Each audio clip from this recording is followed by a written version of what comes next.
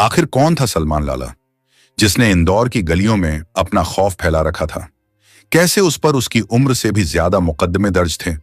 और कैसे एक तालाब उसकी जिंदगी का आखिरी ठिकाना बन गया? क्यों उसके आतंक की तुलना दुर्लभ कश्यप से की जाने लगी? क्यों सलमान लाला ने पुलिस थाने को बम से उड़ाने की धमकी दी?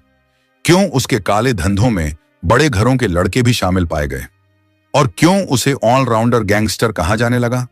कैसे शुरू हुआ एक आम लड़के से गैंगस्टर बनने का सफर? और उसकी मौत के बाद उसकी मां ने क्या आरोप लगाए?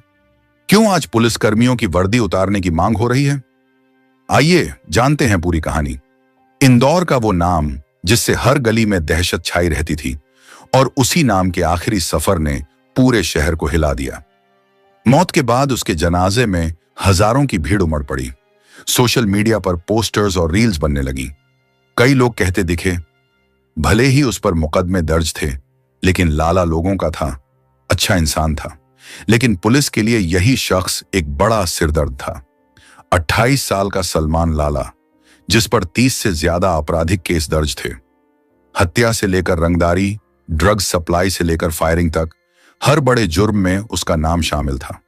पुलिस रिकॉर्ड उसे गैंगस्टर मानते हैं, लेकिन शहर के कई लोग उसे अच्छा इंसान बताते हैं। यही कारण था कि उसकी मौत ने पूरे शहर को दो हिस्सों में बांट दिया। एक तरफ अपराध की काली सच्चाई, और दूसरी तरफ आम लोगों की मोहब्बत और भीड़ का प्यार।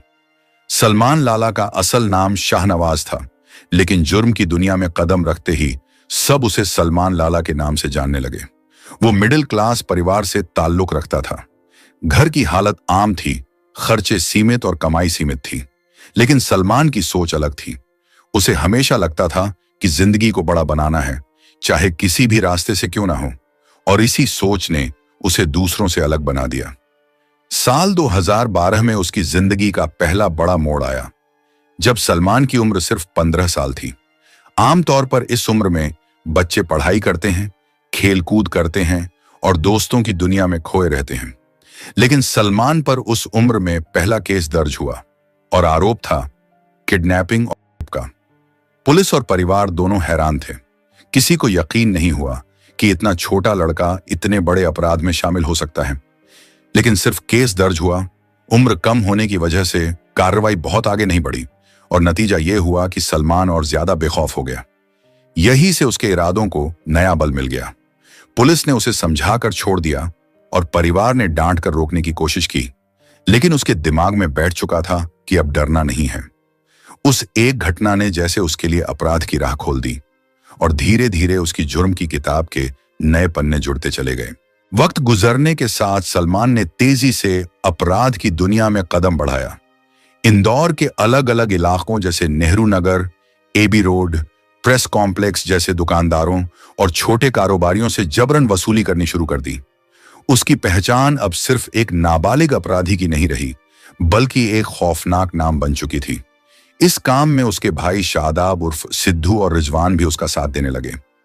मारपीट, अवैध वसूली और धमकी उसका रोज का तरीका बन चुका था।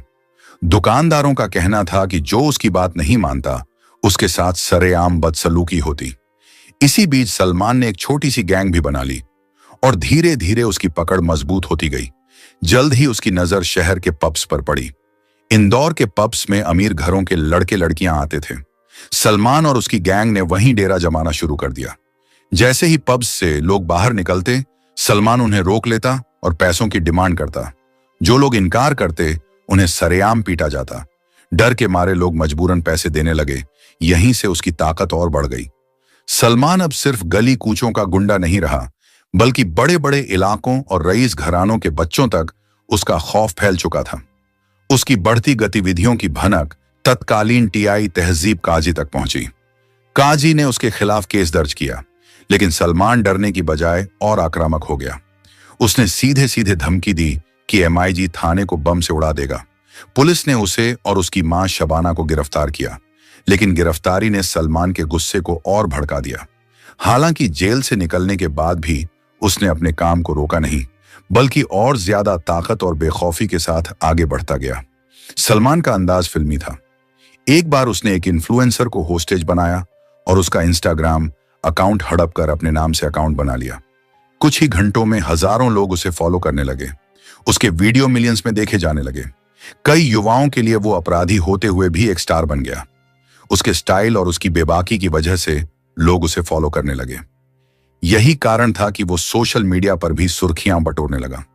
सलमान जानता था कि उसकी गैंग को और बड़ा करने के लिए उसे नए लोगों की जरूरत है। उसने शहर के बिल्डरों और फाइनेंसर्स के बच्चों से नजदीकियां बढ़ानी शुरू की। पहले दोस्ती की, फिर उन्हें ड्रग्स और शराब की लत लगाई। जब वो पूरी तरह उसके कब्जे में आ जाते, तब उनसे चोरी और लूट जैसी वारदातें करवाता।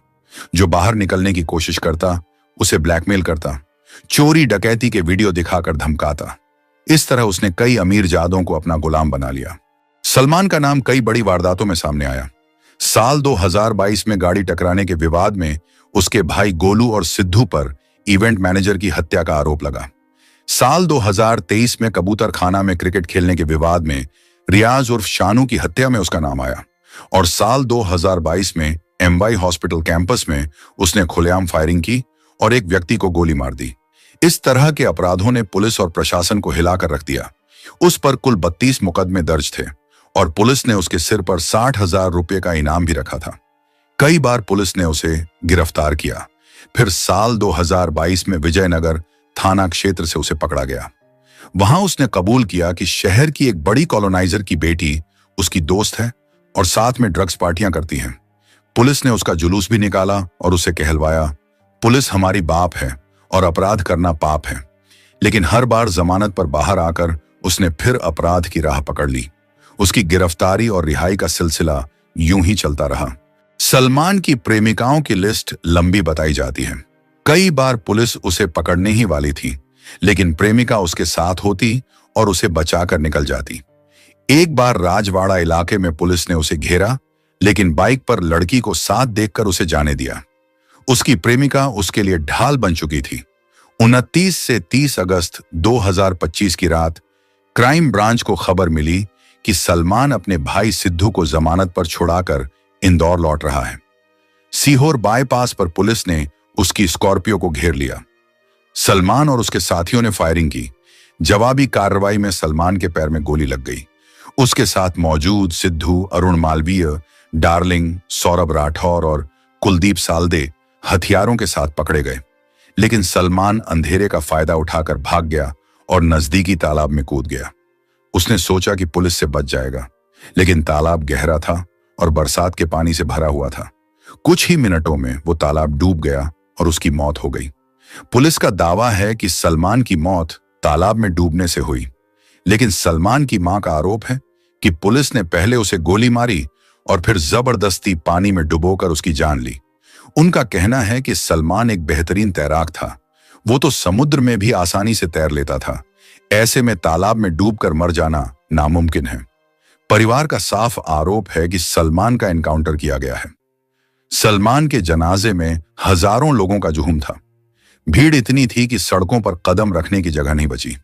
पोस्टर्स लगाए गए। सोशल मीडिया पर उसके जनाजे की वीडियो वायरल होने लगी। उसके फैंस उसकी मौत पर बहुत अफसोस मन रहे थे। लोगों का कहना था, लाला बहुत अच्छा इंसान था, गरीबों की मदद करता था, लोगों का ख्याल रखता था। सलमान लाला की मौत ने पूरे इंदौर को दो हिस्सों में बांट दिया।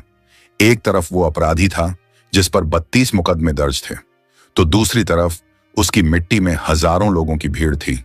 कुछ के लिए वो गैंगस्टर था तो कुछ के लिए वो हीरो था। सलमान की मौत के बाद पुलिस ने उसका पोस्टमार्टम कराया, लेकिन पोस्टमार्टम रिपोर्ट ने पूरे मामले को और भी उलझा दिया। रिपोर्ट में साफ तौर पर कहा गया कि सलमान के शरीर पर गोली लगने का जख्म मौजूद था। हालांकि मौत का कारण पानी में डूबना बताया गया। यही बात उसके परिवार के आरोपों को और मजबूत कर गई। मां का कहना था कि अगर गोली पहले लगी थी तो फिर मौत डूबने से कैसे हो सकती है? क्या पुलिस ने गोली मारने के बाद उसे जबरदस्ती तालाब में धकेला? पोस्टमार्टम रिपोर्ट सार्वजनिक होते ही पूरा शहर घमाघमी से भर उठा। सोशल मीडिया पर बहस छिड़ गई, क्या सलमान की मौत हादसा थी या एनकाउंटर? दूसरी तरफ मानवाधिकार संगठनों ने भी इस केस में दखल देना शुरू कर दिया।